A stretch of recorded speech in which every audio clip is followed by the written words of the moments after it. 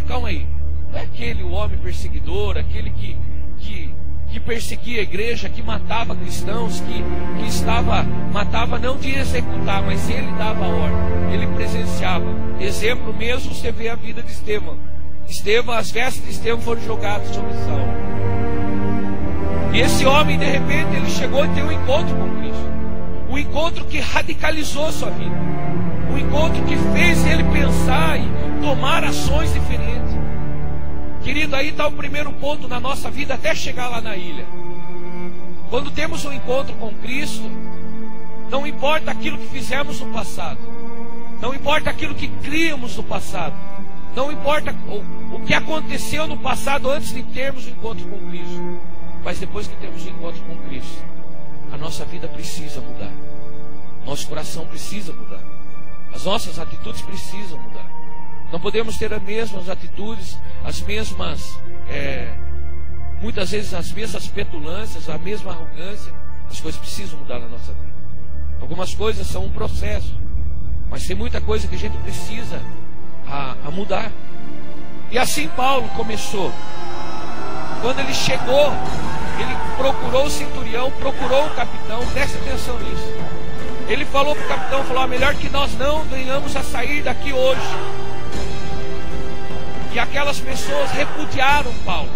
O capitão podia falar, viu Paulo, você pode entender de pregar as coisas de Deus, de Jesus Cristo, mas de dirigir o navio quem manda sou eu. É eu que conheço o negócio.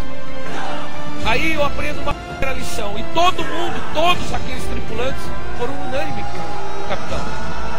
Eles falaram, não, vamos embora, nem dê bola para o Paulo. E tanto que eu fico imaginando, né? Deus, quando permitiu que Paulo falasse isso, eu acredito que Paulo olhava, e como diz a palavra de Deus, ele olhava para o mar, mas o mar estava tranquilo. As pessoas falavam, mas como que Paulo está falando um negócio desse? O mar como que está? O mar está uma maravilha, está tranquilo, está sereno. Tempestades, queridos, da nossa vida são inevitáveis. Algumas, muitas vezes, elas parecem que vão nos engolir.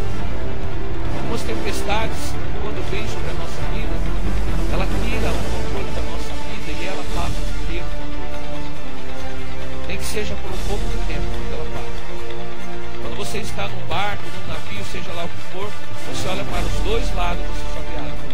Você vê que você está na mercê. E muitas vezes o ser humano ele se encontra dessa maneira. Ele se encontra ilhado, somente olha de um lado água, olha do outro água. As tempestades vêm, batem, o arrebatem. Você vê no texto que nós começamos a ler que estava tudo brando, mas de repente veio um tufão, aonde aquele mar começou a ser agitado de um lado para o outro. E o apóstolo Paulo chegou no centurião, eu bem falei a você, eu bem falei que nós não deveríamos ter, mas agora tenha bom ânimo, fique em paz, sossegue, calma. E eu acredito que aquelas pessoas começaram, né? A Bíblia descreve para nós, você lê 27 inteiro, você vai ver descrevendo que o navio ele estava sendo arrebatado de um lado para o outro, ao ponto que eles fecharam a vela e eles entregaram o barco. Eles não conseguiam mais remar para lado algum, mandar o barco para lado algum. Eles simplesmente se entregaram ao mar. Querido, e é exatamente isso que acontece muitas vezes na nossa vida. A tempestade vem na nossa vida e a gente muitas vezes está tentando fugir, está tentando resolver. Querido, a tempestade não tem como você sair da tempestade. Não tem como alguém fugir da tempestade. Não tem como você retroceder, você ir para frente, você tentar ir para o lado, não. O segredo é você aprender a passar pela tempestade. Não fugir. Porque se você hoje pensa em fugir da tempestade, a tua vida inteira você vai fugir das coisas. Acontece alguma coisa, eu não, sabe uma coisa, eu vou fugir. E sempre fugindo.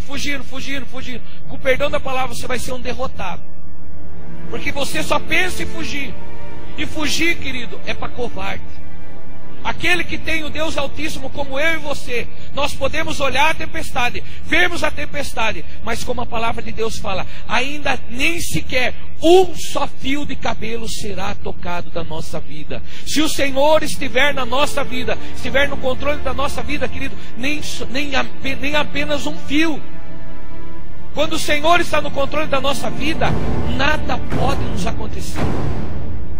Mas não fugirmos, mas enfrentarmos.